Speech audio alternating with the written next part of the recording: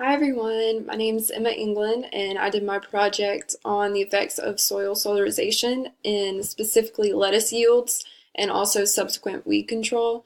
Soil solarization is the process by which the sun is basically used to sterilize the soil through an applied plastic. So you prepare the soil, you water it, you cover it with a plastic film, and the sun's rays are going to hit the plastic, they go through, they don't escape, and it creates kind of like a greenhouse effect within the soil, so it sterilizes it because of the increased temperatures.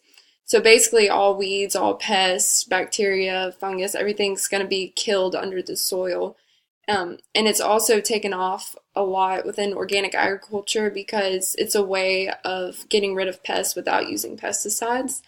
But it's also been found to increase the yields of the crops grown because it increases the decomposition of organic matter, which means increased nutrients into the soil, which the plants can use.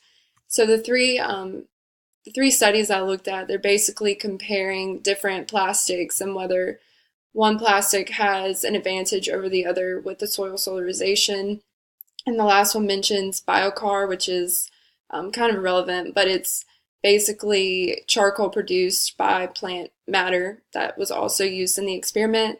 And so the results are they're summarized in these charts and tables, but basically it's just saying that no matter what type of plastic was used, in general, if you have a plastic on the soil, it's going to increase yield and decrease the amount of weeds. Like there was no significant difference between any of the different types of plastic in particular. And so, in conclusion, I think soil solarization is a good thing because they obviously all show that yields are increased and weeds are decreased.